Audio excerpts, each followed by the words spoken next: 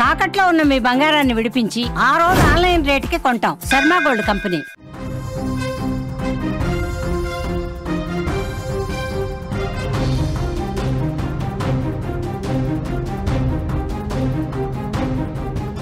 మరో breaking news చూస్తున్నాం. Railway ప్రయాణికులకు గుడ్ న్యూస్ చెప్పింది. ఇండియన్ ప్రయాణికుల కోసం ఓ కొత్త పథకానికి శ్రీకారం చుట్టింది. రౌండ్ ట్రిప్ ప్యాకేజీ పేరుతో 20% డిస్కౌంట్ అందిస్తోంది. దేశవ్యాప్తంగా పండగల సమయంలో రద్దీని నియంత్రించేందుకు ఈ పథకాన్ని రైల్వే శాఖ తీసుకొచ్చినట్లుగా మనకు తెలుస్తోంది. రౌండ్ ట్రిప్ ప్యాకేజీలో భాగంగా అప్ అండ్ డౌన్ టికెట్లు బుక్ చేసుకుంటే మీకు 20% తగ్గింపు అందించనుంది. ఆగస్టు 14 నుంచి ఈ ఆఫర్ కింద టికెట్లు బుక్ చేసుకోవచ్చు. రాయితీ వర్తించే తేదీలను ప్రకటించింది. 2025 అక్టోబర్ 13 నుంచి 26 మధ్య ప్రయాణించేందుకు టికెట్ బుక్ చేసుకోవాలి.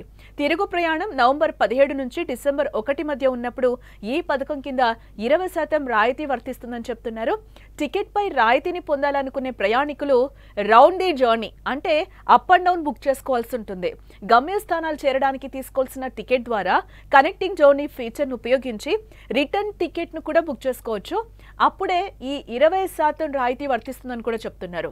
ఉదాహరణకు హైదరాబాద్ నుండి విశాఖపట్నానికి టికెట్ బుక్ చేస్తే తిరిగి వచ్చే టికెట్ కూడా విశాఖపట్నం నుండి హైదరాబాద్ వరకు ఉండాలి.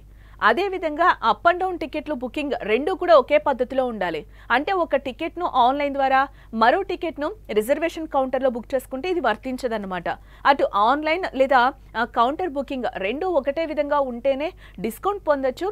ఇరువైపులా బుక్ చేసుకున్న టికెట్లు కన్ఫర్మ్ అయినప్పుడు మాత్రమే ఆఫర్ వర్తిస్తుందని రైల్వే మంత్రిత్వ శాఖ స్పష్టం చేసింది. ఈ పథకం కింద బుక్ చేసుకున్న టికెట్లకు ఎటువంటి రీఫండ్ కూడా ఉండదు. ఈ పథకం ఫ్లెక్సీ ఫేర్ లేని రైళ్లతో సహా అన్ని తరగతులు ప్రత్యేక రైళ్లకు కూడా వర్తిస్తుందని కూడా చెప్తున్నారు. మన తెలుగు రాష్ట్రాల్లో రైలు ప్రయాణికుల సంఖ్య భారీగా పెరిగిపోతుంది. ముఖ్యంగా పండుగలు మరియు సెలవుల సమయంలో చూస్తే ఇటు హైదరాబాద్ నుంచి ఇతర ప్రాంతాలకు వెళ్లే వారి సంఖ్య కూడా ఎక్కువగా ఉంటుంది. సంక్రాంతి, శ్రావణ మాసం, వినాయక చవితి, దసరా, దీపావళి వంటి పండుగల సమయాల్లో అయితే రైళ్లలో ప్రయాణికుల రద్దీ అధికంగా ఉంటుంది. ప్రయాణికులు సైతం తీవ్ర ఇబ్బందులు అయితే పడుతున్న పరిస్థితులు మనకి కనిపిస్తున్నాయి.